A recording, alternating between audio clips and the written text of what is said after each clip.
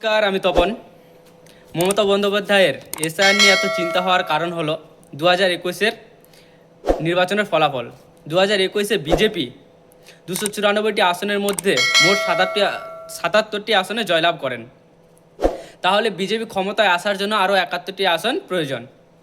মমতা বন্দ্যোপাধ্যায়ের আসল চিন্তার কারণ এখানেই। 2021-এ বিজেপি 1 থেকে 5,000-এর ব্যবধানে মোট 63টি আসন ও 1 থেকে 10,000-এর মধ্যে ব্যবধানে 95টি আসনে হেরেছিলেন।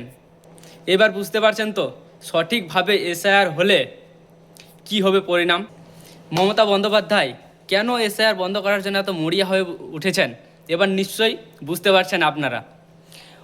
অবৈধ বাংলাদেশি ও মায়ানমারের রোহিঙ্গা মুসলিমদের এই রাজ্যে ভোটার কার্ড, রেশন কার্ড, আধার কার্ড করে এই রাজ্যের যে সুযোগ সুবিধাগুলো সাধারণ মানুষের পাওয়ার কথা সেগুলো এই রাজ্যবাসী না পেয়ে বাংলাদেশি ও মায়ানমারের অবৈধ অনুপ্রবেশকারীরা পাচ্ছেন। যেমন লক্ষ্মীর ভাণ্ডার থেকে শুরু করে বাংলার আবাস যোজনার প্রকল্পর ঘর অবধি তারা পেয়ে গেছে।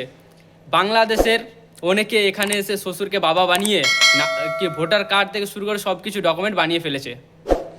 এসআইআর হলে এই ভোটগুলো বাদ যাবে। আপনারা দেখেছেন অনেকেই এই রাজ্য ছেড়ে পালিয়ে যাচ্ছে। এই ভোটগুলো যদি কেটে যায় তাহলে মমতার একটা ভোট ব্যাংক চলে যাবে। এই জন্যই এসআইআর আটকানোর জন্য আমাদের করের টাকায় কোর্টে গিয়ে লড়ছে মমতা বন্দ্যোপাধ্যায়। দিদি খেলা করার কথা ভাবছিলেন, কিন্তু নির্বাচন কমিশন খেলা করে দিয়েছেন। 2026-এ অবশ্যই আপনারা জেনে বুঝে ভোট দিবেন। ভিডিওটি ভালো লাগলে অবশ্যই লাইক এবং সাবস্ক্রাইব করে পাশে থাকবেন। ধন্যবাদ।